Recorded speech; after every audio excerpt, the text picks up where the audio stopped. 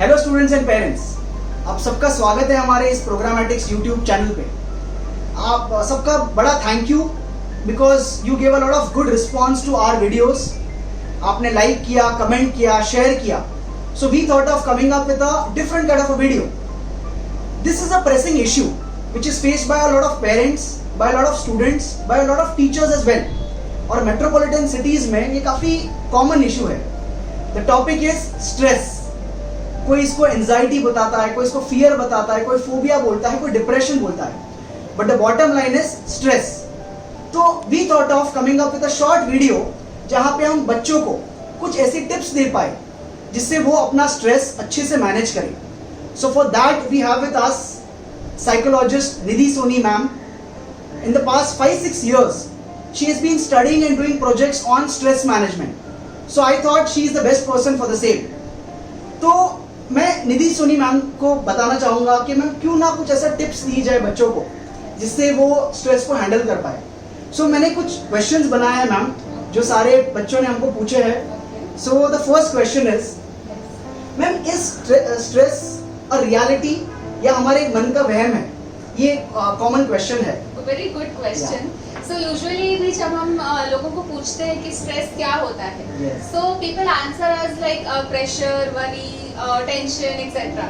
So these are actually the symptoms of stress but not actual stress. Stress is वो feeling जब आपको feel होता है कि मेरे पास इस सिचुएशन के साथ डील करने के लिए अब रिसोर्सेज नहीं है, मुझसे ये अब हैंडल नहीं होगा। And this can be different for different people. If something is very easy for you, the same thing अगर मुझे लगता है कि मैं नहीं कर पाऊंगी, that is stressful for me. So tension is a symptom but stress is अपने हाथ में है कि मैं क्या सोचती हूँ उस सिचुएशन के बारे में। So that is what we explain as stress. Okay, देखो स्ट्रेस जैसे मैम ने बताया कि it's about our reaction to a particular situation. Okay, but अलग अलग टाइप के स्ट्रेस होते हैं मैम। बिकॉज जैसे कोई बच्चों को एकेडमिक स्ट्रेस होता है, प्रोजेक्ट का स्ट्रेस, एग्जाम का स्ट्रेस जो आप देखते हो बहुत सारे बच्चे होते हैं। किसी बच्चे को होता है सोशल स्ट्रेस, जैसे कि fear of missing out, FOMO. Okay, कि अगर फ्रेंड बुला रहा है कि यार ये कॉन्सर्ट में जाना है, मूवी के लिए जाना है, तो दे फील कि हाउ कैन आई से नो। दूसरा एक स्ट्रेस होता है फैमिली स्ट्रेस। बहुत सारे बच्चे ये समझते हैं कि यार मेरे पापा ने मेरे लिए इतना किया है तो मुझे वो स्ट्रेस में आ जाता है कि मुझे इनके लिए कुछ करना ही पड़ेगा, कंपैरिजन होता है। और एक स्ट्रेस होता है पीयर प्रेशर कि यार मेरा फ्रेंड इतना अच्छा दिखता है, ये इतना स्मार्ट है, मैं नहीं हूँ। ओके, और दूसरा है अनसर्टेनिटी स्ट्रेस जो अभी चल रहा है। जैसे कोरोना की वजह से बहुत सारे बच्चों की एग्जाम्स नहीं हुई है, बहुत सारे बच्चों की जॉब होल्ड पे है। तो मैम इनको कैसे रिस्पॉन्ड करना अलग अलग टाइप के स्ट्रेस से ma'am? So whatever may be the situation, response कुछ basic अगर अपन narrow down करें तो 2-3 टाइप के होते हैं। Now taking an example that I have an exam to give tomorrow morning and I have a lot of syllabus to be covered still. तो मैं या तो ऐसे react कर सकती हूँ कि एकदम मैं टेंशन में आ जाती हूँ, I take it upon me and I start crying and I feel like it is the end of the world. That is one response, emotional response. दूसरा है कि मैं एकदम ही आई डोंट केयर एटीट्यूड में बिंदास हो जाए। हाँ, कि मतलब एक पेपर क्या ही कर लेगा मेरे लाइफ में। सो वो एक रिस्पॉन्स हो गया, वो भी एक इमोशनल रिस्पॉन्स है। एक मिडिल रास्ता ये है कि मैं एक्शन पे ध्यान दूं कि मैं कितना कर सकती हूँ, these many number of hours I have, कितना मैं कवर कर सकती हूँ उतना मैं करूँ। Action focused response. वही चीज को आप अलग अलग सिचुएशंस में भी कन्वर्ट करके the basic thing remains the same. Gita में श्री कृष्ण कहते हैं कि कर्मण्येवाधिकारस्ते माँ फलेषु कदाचन। तो ये बड़ा श्लोक है जो इस सिचुएशन में बड़ा फिट बैठता है। ज्यादा टेंशन भी ना ले और ज्यादा केयरफ्री भी ना हो जाए। Stress in a balanced way can definitely shoot up your performance. That is what ma'am wanted to convey. Yes, it is required also. तीसरा क्वेश्चन मैम कि अब जैसे बहुत सारा है कि सिर्फ 24 आवर्स बड़े कम पड़ता है। ओके, कि मैं हैंडल ही नहीं कर पा रहा ये सारी चीजें। तो टाइम मैनेजमेंट जो बड़े लोग बताते हैं टाइम टेबल बनाओ, तो इसके अलावा कोई अल्टरनेटिव है मैम? सो बहुत सारे एल्डर्स और टीचर्स से हम सुनते हैं कि टाइम मैनेज करो तो सब हो जाएगा, बट रियलिटी है कि वो रियल में नहीं होता टाइम मैनेजमेंट उतना अच्छा, because things are not under control काफी, and some people are bad at time management. I am an example.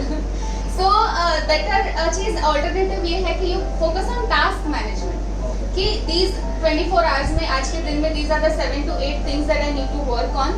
List बनाते जाओ and focus on completing those task no matter what the time is. हाँ, priority wise पहले ये 3 task है जो मुझे important खत्म करने हैं, and then rest of the day I can focus on the other task and then keep on ticking. और वो जो टिक करने की जो फीलिंग होती है कि I accomplished something today, so it also acts as a happy hormones ये होता है।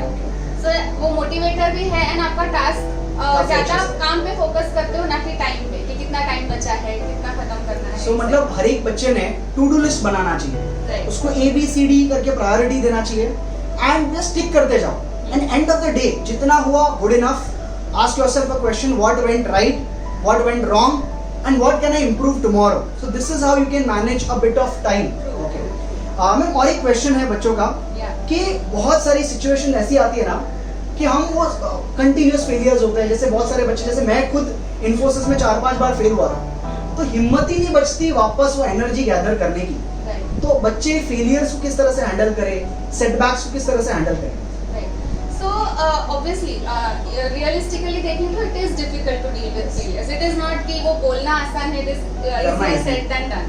But the thing is, एक अपना अगर पर्सनालिटी ही बचपन से ऐसे बनाते हैं, even parents contribute to this, कि whatever happens you bounce back on the situation. Okay. Whatever happens, अगर कुछ बड़ा हो जाता है, okay, आपको एक मोमेंट के लिए आप पैनिक करेंगे, but then sit down and ask yourself, is this permanent? Is this, it's okay to fail? Is this really I cannot do anything about it?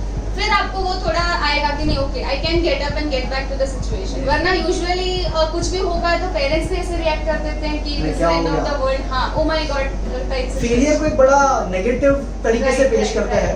देखो कहते हैं कि बाउंस बैक पर्सनालिटी को मैम ने बहुत अच्छा कॉन्सेप्ट बताया कि fall down 9 times, get up the 10 time. तो ये हमने सबने अप्रोच फॉलो करना चाहिए और फेलियर को जनरलाइज करना चाहिए कि सक्सेस आएगी तो फेलियर भी आएगा, it's a part of the journey.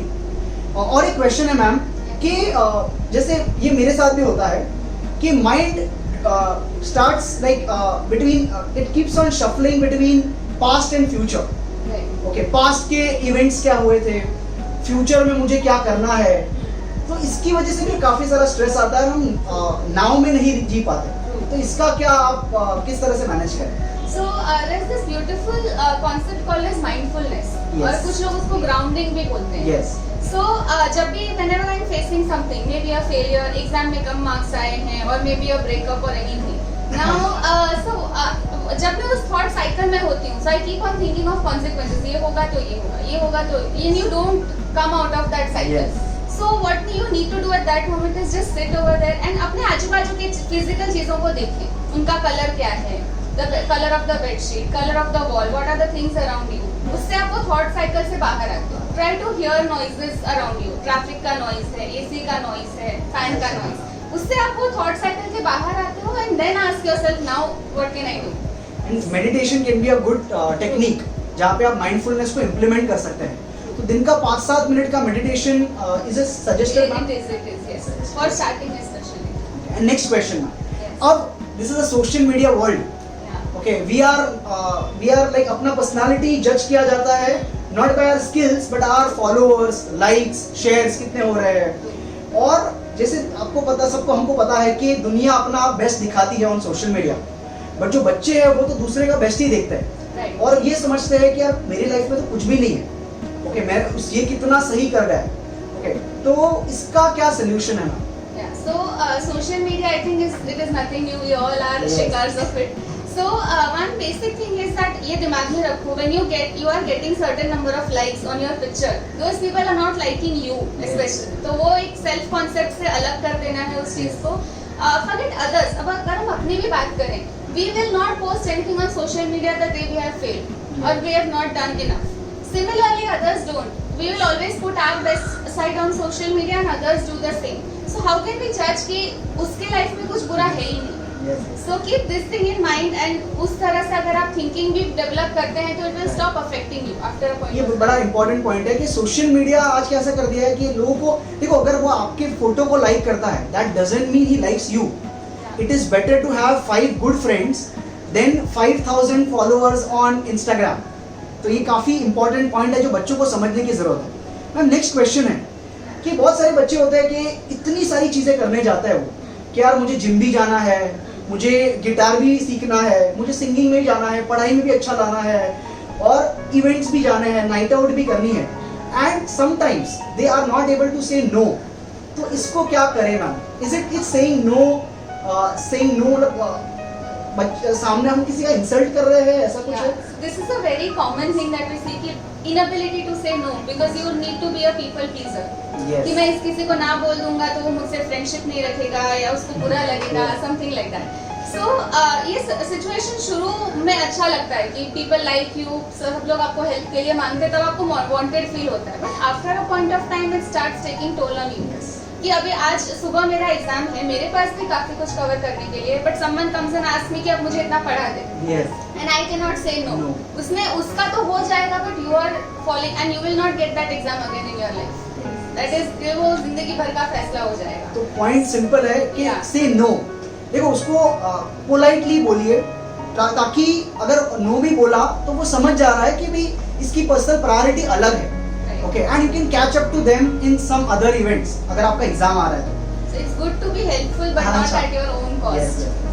And ma'am final question है कि कुछ ऐसी टिप्स जो आप पेरेंट्स, स्टूडेंट्स या टीचर्स को बता पाओ जो अगर इम्प्लीमेंट करें हम लोग तो हमारा स्ट्रेस को हम अच्छे से मैनेज कर पाए. So can you give us some tips ma'am? So basically there are some general tips जो हम usually भी बहुत सुनते हैं but implement नहीं करते हैं. So बेसिक एक्सरसाइज है, इवन 10 मिनट्स ऑफ स्ट्रेचिंग है जो आपकी बॉडी को आपको एक पॉजिटिव फीलिंग देता है. मेडिटेशन, अभी आई नो वो डरावना लगता है लोगों को कि अरे बाप रे मेरे को ध्यान में बैठना पड़ेगा. सो दैट इज नॉट मेडिटेशन. आप 5 मिनट भी अगर आपका अपने आप पे फोकस करके, ब्रीदिंग पे फोकस करके स्पेंड करते हैं, that is also meditation and to help you. Mindfulness, जैसे आपने बात किया, डाइट पे, you are what you eat. So diet पे एक इम्प्रूव करना. And the most important thing is talking और opening up to someone. It may be your friend, a person you trust, your teachers, your parents, but जब तक आप अपना you cannot pour from an empty cup. So you need to keep yourself happy first. Yeah. So you need to first take care of yourself, talk to someone, open up to someone, and you might get a fresh perspective altogether. Great. So ma'am ने काफी सारे अच्छे points बताए हैं. तो let us summarize this कि बच्चों, पहला तो है टू डू लिस्ट बनाना, टाइम को मैनेज करना through tasks. You can also try exercise. 6-7 minute की एक्सरसाइज अगर आप दिन में करते हो, it can definitely add to your happiness. उसके बाद का मैम का जो पॉइंट था वो मेडिटेशन. दिन में अगर आप आधा घंटा अपने लिए निकालते हो, go for walk, practice mindfulness, do some breathing exercises. और एक टॉपिक है अफर्मेशंस. आप अपने से किस तरह से बात करते हैं, दिस इज वेरी इंपॉर्टेंट. इंसान सबसे ज्यादा अपने से बात करता है तो वही ज्यादातर नेगेटिव होता है. तो क्यों ना कुछ अफर्मेशंस यूज करें, कुछ ऑटो सजेशन यूज करें, जैसे I like my self, I love my self, I am a champion. तो ये सारी चीजें कुछ करें. टॉक टू अ फ्रेंड और एन एडल्ट यू ट्रस्ट. अगर ये सारी चीजें आप इंप्लीमेंट करते हैं और थोड़ा सा पॉजिटिव एस्पेक्ट बनाते हैं ओके अपने लाइफ के लिए, और एक बाउंस बैक पर्सनालिटी अगर आप लाते हैं, तो डेफिनेटली आप स्ट्रेस को अच्छे से हैंडल करेंगे and you can succeed like anything. So finally एक लास्ट पॉइंट है, that is gratefulness. You should be grateful for things you have rather than worrying about things you don't have. It is better to be grateful. If you're not, you're a great fool. With these words, thank you so much Nidhi ma'am for your time, and thank you so much parents and students for listening us so patiently. आपसे request है कि आप comment करके हमको बताइए video आपको कैसा लगा. ऑल्सो लाइक एंड शेयर, हमको और मोटिवेट करिए ताकि हम और अलग अलग टॉपिक्स पे वीडियो लेके आए. हमारा एक ही एजेंडा है, आपको अच्छे से हेल्प करना. So thank you so much for listening to us. God bless you all. Jai Hind.